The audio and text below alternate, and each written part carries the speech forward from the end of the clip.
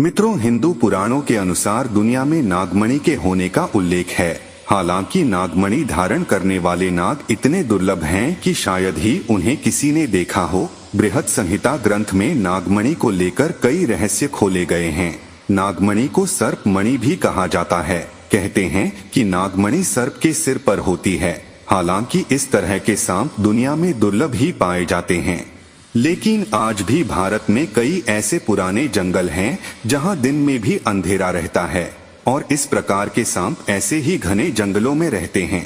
इसी प्रकार की एक घटना है मध्य प्रदेश में, जो कि सच में अभी भी है। शायद आपको ऐसी बातों पर यकीन ना हो, लेकिन इस वीडियो को पूरा देखने के बाद आपको ये हकीकत लगेगा। मित्रों, माना जाता है कि नागमणि में इतनी चमक होती है कि उसकी रोशनी दूर तक फैलती है। इसके साथ ही देखने वाले व्यक्ति की आंखें भी चौंधिया जाती हैं। कहा जाता है कि नागमणि मोर के गले जैसी सुंदर होती है, वहीं इसकी चमक की तुलना आग से की गई है।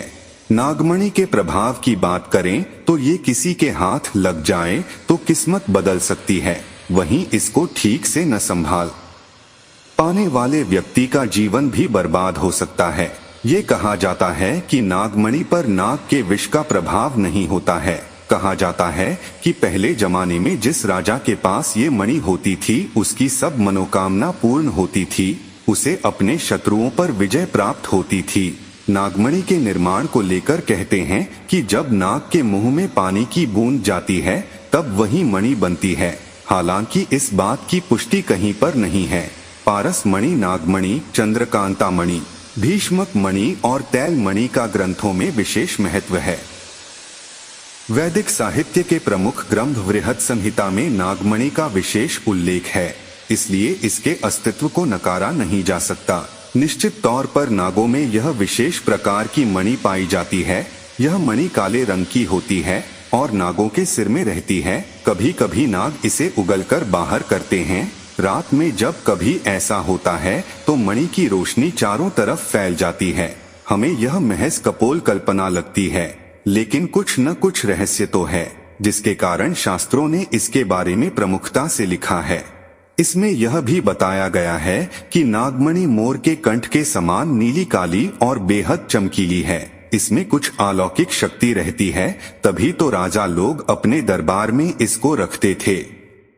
माना जाता था कि जिसके पास नागमणि होती थी वह राजा किसी से कभी भी परास्त नहीं होता था। वराह मिहिर ने भी अपनी मिहिर संहिता में नागमणि का जिक्र किया है। नागमणि का इस्तेमाल विषजने के निवारण हेतु किया जाता था। ग्वारीघाट जबलपुर स्थित नाग मंदिर से जुड़े एक बाबा कहते हैं कि नागमणि कई प्रकार की होती है। पहली चमकदार रोशनी वाली, जो 300 साल पुराने नाग से मिलती है, और दूसरी काले पत्थर जैसी चमकदार नागमणि बेहद दुर्लभ है, क्योंकि इस उम्र तक नाग देवंशी हो जाते हैं, उनमें देवताओं जैसा अंश आ जाता है। इनकी मणि प्राप्त कर पाना असंभव जैसा काम है। वहीं बिना चमक वाली काले पत्थर जैसी मणियां अब भी कई सपेरों के पास मिल जाती है, जो आज भी सांपों से प्राप्त होती है। जबलपुर से करीब 57 किलोमीटर दूर सिहोरा से आगे बहोरीबंद मार्ग पर बसे कुआं कौड़िया गांव में एक प्रसिद्ध नाग मंदिर है। यह मंदिर सदियों पुराना बताया गया है। धूरी गांव निवासी बताते हैं कि कुआं गांव के इस मंदिर में आज भी सांप आते हैं। नागपंचमी के समय तो यहाँ मेला लगता है। यहाँ के पुजारी सांप का जहर भी उतारते हैं। ग्रामीणों का मानना है कि यहाँ आने वाले नागों में कई मणिधारी और बेहद चमकदार होते हैं।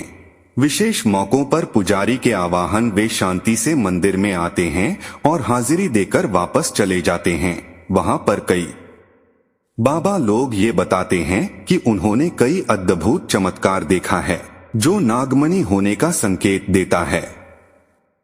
मित्रों, अगर आपको कभी भी कोई ऐसा नाग दिखे तो डरे नहीं, बल्कि किसी सिद्ध बाबा को वहां पर लेकर जाएं और नागमणि को हासिल करने के बाद वहां से तुरंत निकल जाएं और उस नागमणि को किसी कांच के बोतल में भरकर अपनी तिजोरी में रखें। उस नागमणि से आप जो भी चाहिए दिन में उससे अपनी मनोकामना मांग ले।